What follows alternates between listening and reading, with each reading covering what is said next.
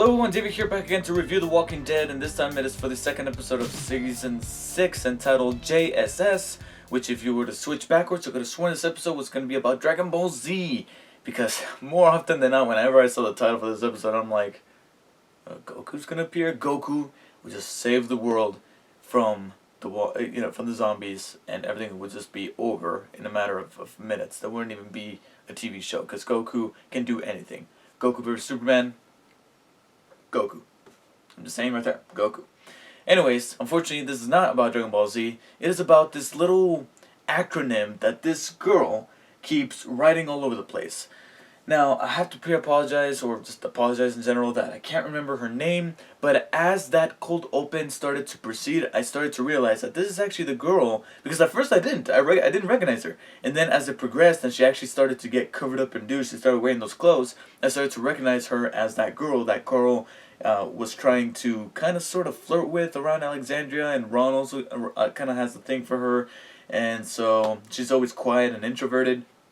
But it's within this cold open that we find out why she's so introverted. Why is she so quiet and withdrawn? It's because she went through some shit. I mean, she was with her parents. She saw her parents get eaten in front of her. She had to survive in the woods all by herself for however much time she actually managed to spend out there. I imagine it was quite a while. She had to eat a freaking turtle. A turtle! Alright, I saw the turtle walking up, and I'm like, oh, she's got a new pet. She's gonna name it. They're gonna be going through the woods together. Oh, Jesus Christ! We can officially dub that turtle meat. It's like dog meat for Fallout. Yeah, turtle meat. So then she comes across Alexandria, and then by the end of the episode, we find out that JSS represents just survive somehow, which to me was kind of underwhelming a little bit. I was expecting something a little bit more. I don't know, there's just something with much more pizzazz for that acronym, but instead it was just survive somehow. And I was like, okay. And the only other underwhelming thing about her is that, considering how much attention she was being given in that opening, and being the fact that the episode opened up with her, leading up to her being inducted into Alexandria, I was hoping for her character to have a much more significant payoff, because later on she meets up with Carl inside the house during the attack that I'll talk about in a second. And it looks like it's going to go somewhere, but then she just leaves that note behind explaining what that acronym means. Even though Carl doesn't know that that's the acronym that she was running all over the place, we as viewers know. But beyond that, that's really about it. I mean, I'm guessing she's going to come back somehow, maybe in the preceding episodes, but besides that, I was hoping for her to have something much more significant to do within the episode, more so than just that, considering how it opened up with her. But beyond that, I can honestly say I don't find anything else wrong with this episode, because I fully enjoyed it once the attack actually picked up, because I was kind of worried for a second there. The episode opens up with some routine things going down in Alexandria. Carol's rationing food, she's talking to the girls. Those women are talking like nothing's ever wrong, and you can kind of tell in Carol's eyes that she's just fed up with this. She's just like, oh my god, I don't know how much more I can take, pretending to be this type of person. And then we see other characters talking to amongst each other. We see some characters interact. We had some introduction to some new characters, like that woman who's going to become the new doctor. And for a second, and then we got more stuff with Ron and his mother trying to talk to him about what's going down and all that. And I'm like, okay, fine, whatever. And I was expecting to jump back to Alexandria to find out where that horn was coming from, which we would eventually do. However, it was not what I was expecting. I was expecting it to be Ron, because Ron is just, oh my god, he's gonna be it. He's gonna be that one character this season that we all wish, besides Gabe, who appears in this episode once more, but at least he's becoming just a tad bit tolerable. I mean, he's not really doing much, but at least he's not doing anything that makes us hate him even more. But Ron might occupy that space for me, because I'm just getting so tired of his angst, of his whininess, and I was fully expecting him to be the one blowing the horn, but I was actually surprised to learn that it was actually the wolves that are attacking Alexandria, and they're responsible for that horn. And that kind of makes sense. I was like, okay, for Ron to have done it, it would be kind of suicidal and kind of a stupid plan, so it only makes sense for it to be the fault of the wolves to have caused that horn to go off, even though that wasn't their initial plan.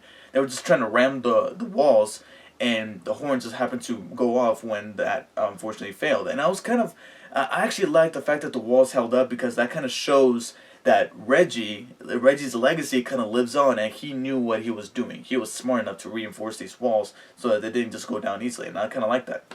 But unfortunately, the wolves managed to get in and start attacking people, which is why I find that moment where we first see the first attack. You see Carol looking out the window after putting something in the oven. She's looking outside the window. She sees this woman that she was talking to earlier having a smoke, and she's just like, oh, there you go. She's smoking, even though there's plenty of other things trying to kill her already. Really, you're going to bother smoking? And then out of nowhere, this guy just comes out of nowhere and just starts chopping at her. I'm sorry. And I don't know what it was, but for a split second, I thought that she was imagining that. I don't know why, but I thought she was imagining that in her head. But then as soon as she started going, oh my god, I'm like, okay, no, Carol's not that crazy. She's not Rick. She's not going that crazy. So as soon as she started, leaping into action, I'm like, oh no, this is actually seriously going down. And then later on, we see those Molotov cocktails burning that one guy, and I'm like, oh my god, some stuff is going down out of nowhere, a surprise attack. And that's where the momentum of the episode picks up, and it's pretty much just action going on from that point forward. And what we also see is what was being predicted from Carol, from Rick, from all of them, that we're gonna see some people survive, like the survival instinct's gonna come out of them, and then we're gonna see some people who are just gonna be taken down like flies because they've been pampered so much, including some of those women that Carol was talking to. One of them being the first victim that we see getting chopped up through the window. Aaron finally returns along with Rosita, scouting the perimeter, taking the guys down. But it's at the end of the episode that we find out that the wolves actually found out about Alexandria because of the photos that he had been taking. He left his pack behind, and that's how the wolves managed to find Alexandria. And this is going to be a heavy burden on Aaron, and I'm interested to see how he handles this burden as the season progresses, because I was missing Aaron. I was missing Aaron in the premiere. Like I said in the review, I was hoping that he would take part of Rick's plan, but for some reason he stayed in Alexandria. But at the same time, maybe it's a good thing he did, because therefore he would have provided some backup when the wolves did attack. And plus, we won't have this very interesting character beat of him finding the pictures and figuring out that maybe he might be feeling guilty for the attack itself. And once again, seeing Carol go from a housewife to a character out of that new video game, The Division, that's coming out that gets being delayed by Ubisoft, seeing her go take that sudden transformation in this episode is always fun. Seeing her do that in previous episodes was fun already. Seeing her doing it again in this episode, very awesome. Seeing her be smart about it, becoming part of these wolves so that she can kind of blend in, get a little bit closer, and actually go in for the kill. That was awesome. And also her getting her priorities straight, going for that armory before they do. That's very smart. And seeing her in action, always a delight. But we've seen that quite a few times now. It's been a few seasons, and Carol has been in the majority of them. It was Morgan, who we haven't seen enough of with his fighting skills with the bow staff, and we see much more of that in this episode, and it's very awesome. The choreography's got going down. That's cool. And every time I see him dispatch an enemy is always fun. Being able to see something that doesn't necessarily involve blood and guts and shooting in the heads, it's kind of refreshing. I mean, I'm not saying it's becoming gratuitous or very hard to see. No, I'm used to it. I'm pretty much desensitized to it. But it's refreshing to see somebody who just doesn't go for the instant kill and rather does this Batman thing going down throughout Alexandria only in the daytime. The much more interesting thing about Morgan in this episode is the fact that he's the one who actually showed up in Alexandria that was part of Rick's plan and didn't really necessarily show up in this episode. Well, Rick and his group didn't show up in this episode, but Morgan did. He fled back to Alexandria because obviously he cares about the people. So what made things even more interesting is that throughout this episode, we see him kind of somewhat come into some kind of clash with Carol, which would only make sense because Carol is kind of like Team Rick, because she kind of shares those similar ideologies with Rick in terms of shooting first and asking questions later, and taking people down before taking any kind of chance, like Rick stated in the premiere. So Morgan, being that this is a man who believes he can maybe save some people and take them down instead of just flat out killing them, he's obviously gonna have some objections to Carol's methods, and we kind of see that here and there in this episode. Carol just instantly kills the dude, and Morgan's like, "Hey, I could have stopped him," and I'm like, "Yeah, Carol just did." Oh, you meant not killing him. And what made things also much more interesting, and I know that I throw that word out very often, but it's true, is the fact that one of the people within Alexandria, one of the wolves that was attacking within Alexandria, is actually the guy that Morgan let go in that one episode back in season 5. When the wolves were barely starting to trickle in, and you see him taking down those guys while he was out there in the woods by himself. One of those guys was the one that he spared way back when. So we kind of see the ramifications of what would happen if he were to spare some more wolves, which he kind of did in this episode. He told those guys, "Hey, run away or else you're gonna die." So we saw some wolves escape. Not just that, but also there's a really likely chance that the wolves that attacked Alexandria in this episode are not all the wolves that there are. All right, chances are this is a small little fleet that was possibly sent by somebody. Somebody who didn't give these people the option to choose, like that wolf explained. So there's a bigger threat out there, and I feel like Morgan is eventually gonna have to cross that line if he is wanting, if he's gonna want to not only survive but keep his friends alive as well. The other really cool addition was the new doctor. I'm blanking on her name. I'm really bad with names unless they repeat it often in something. I'm sorry, but we got a new doctor because obviously Pete's gone, so Alexandria kind of needs a doctor. And so next up in line is this wonderful woman who we see at the beginning of this episode, and she's kind of nervous, but she's very charming. There's something kind of cute about her, like not cute like oh she's cute, but just cute in the sense that she's endearing, you know. And she has that really funny scene between her, Tara, and Eugene, and them talking about just Eugene's banter and Eugene's unnecessary comments that just made things funny. By the way, somebody commented on my...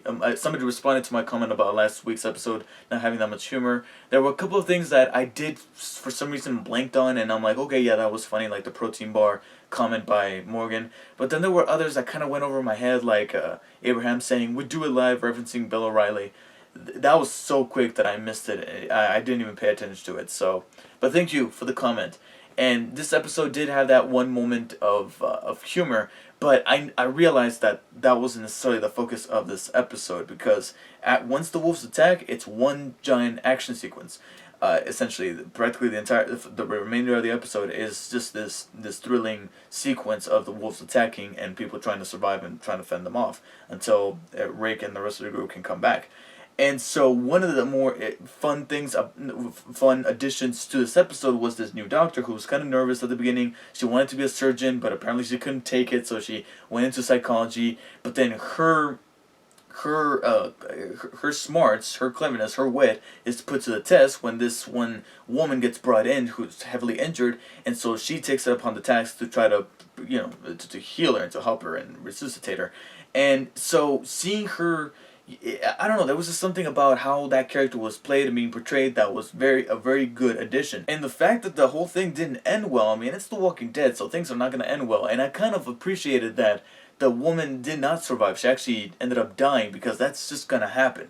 That's just a taste of what is to come. So the fact that they actually killed off that person who was securing the perimeter and died in the hands of this doctor, it's a nice character beat and added a dimension to that character, and I'm looking forward to seeing more of her in the preceding episodes. I really hope they don't just sidetrack her and they make her part of this little this little section here. I mean, not just the group of Alexandria, but also, her having a stronger connection with Tara, with Eugene, and kind of become like this little trio.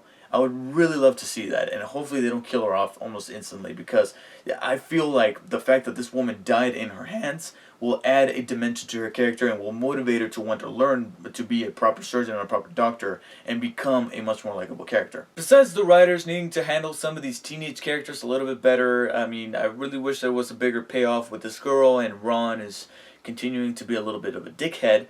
Beyond those minor gripes, I do feel like this episode was an improvement over last week's, and definitely one that makes me interested for what is to come. Especially the fact that Rick and his group were absent from this episode, which kind of makes sense. At first I was kind of like, okay, why is Morgan the only one joining up with Alexandria? But then I thought, well, we still got a freaking Walker parade out there, so Rick and the group is probably handling that as we speak, within the continuity of this week's episode, and chances are we will see them in the next episode, because I feel like that entire thing could take up an entire 45-minute block, so it only makes sense for them to save it up rather than to cram it into this one, and I appreciate that.